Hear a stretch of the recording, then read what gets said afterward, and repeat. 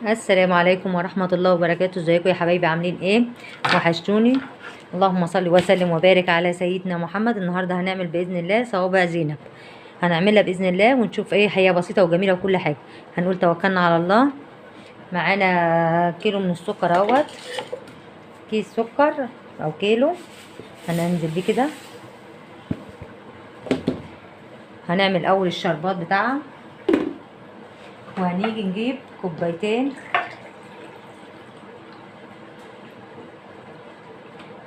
ونص ميه. الشربات بتاع الصوابع زينب بتبقى تقيله شويه عن بتاع البسبوسه.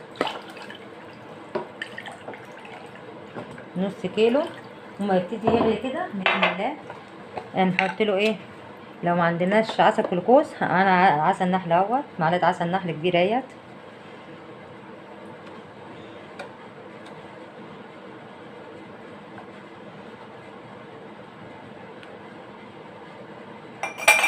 هنزل بيه على البوتاجاز. الشربات بتاع الصوابع زينب اهيت هنزل بيه.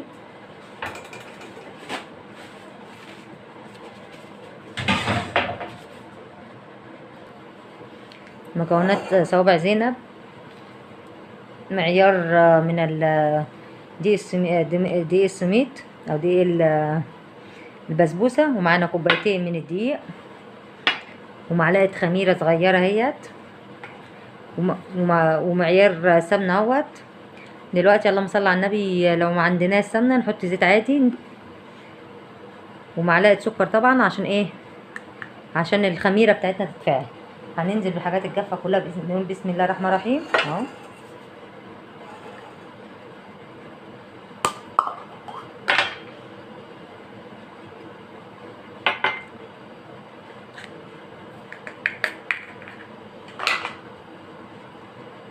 وهنقول السمنه كده تنزل نبسها كلها مع بعضها.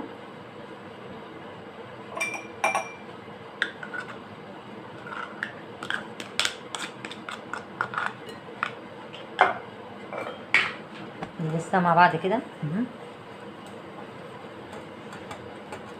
نغلفها كلها. وهنجيب بقى كوبايه ميه دافيه كده حسب ما العجينه تاخد معانا.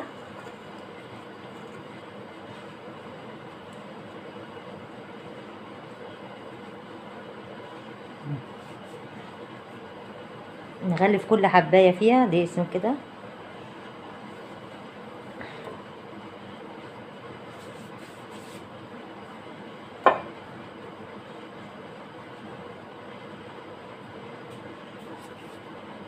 هبسها وارجع لكم بقى.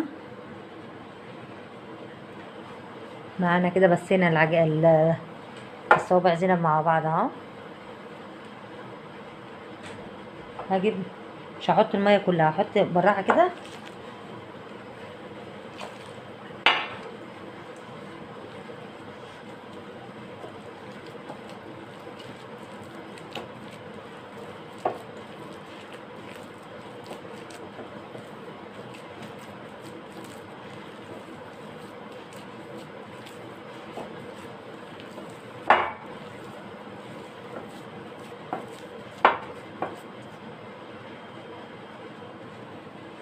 هعجنها وارجع لكم. كده يا حبايبي عجننا العجينه، هي بقت جميله اهي. هحاول بقى ان اقطعها على طول، ما مش هنسيبها تخمر. هنعملها كده، هنقطعها كده تبقى سهله لنا للصاج على طول. عاوزين بقى كبير صغير.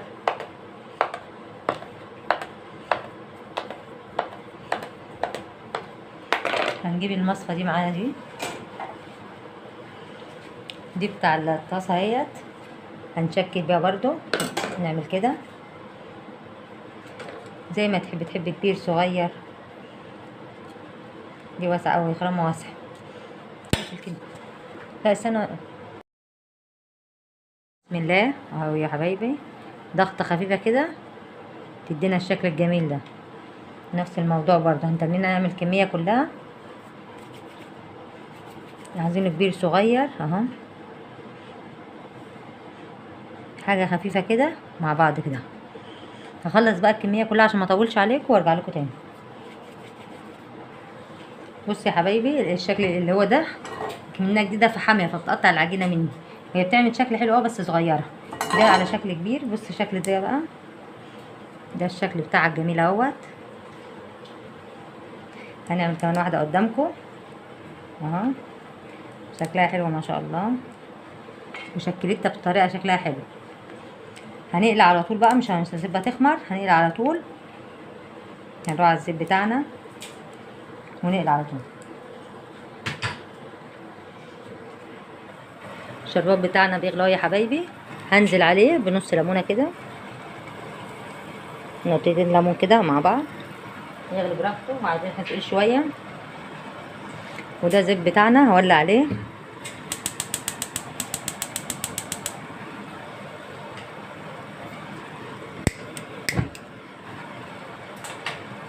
ده الزيت بتاعنا هيسخن بقى، وانزل ابتدي احط.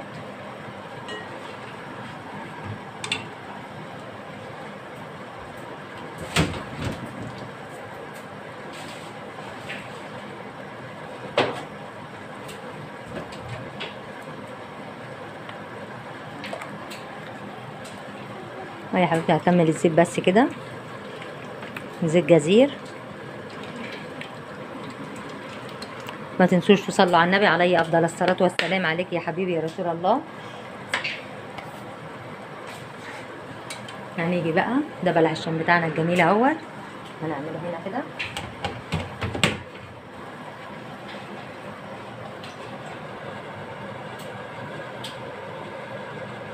الزيت بس يسخن معانا وننزل بيه على طول.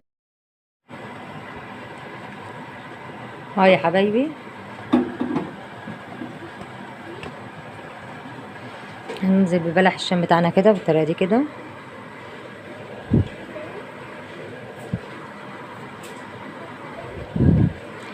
احنا كبرنا بقى.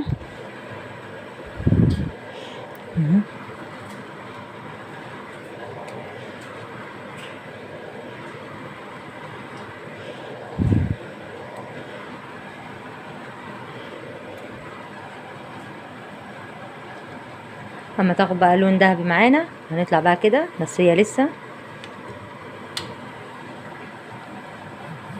والشربات بتاعنا بيغلى اهوت، ندفع عليه بقى.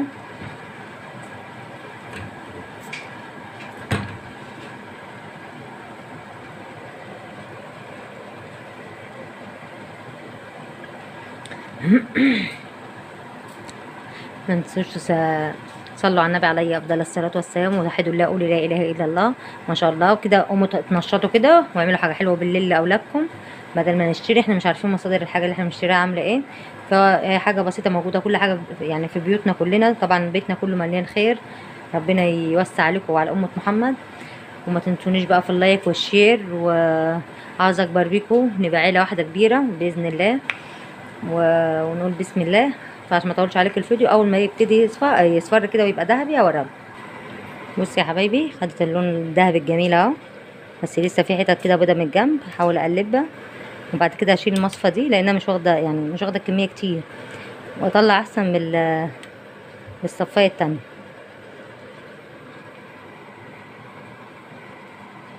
بصي يا حبايبي اهو ده شكلها.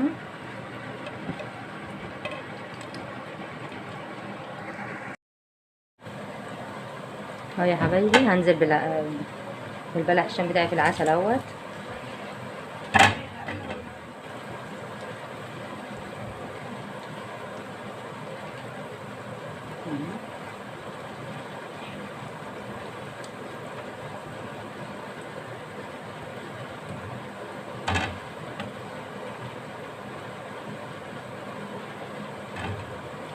هخلص بقى الكميه كلها واوريها.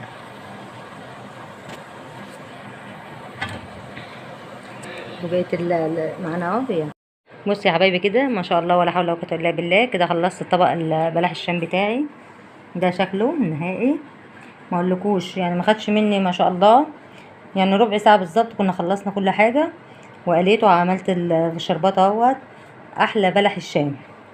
ما تنسونيش بقى في اللايك والاشتراك عشان اكبر بيكم كده ونبقى اسره كبيره مع بعض. والسلام عليكم ورحمه الله وبركاته.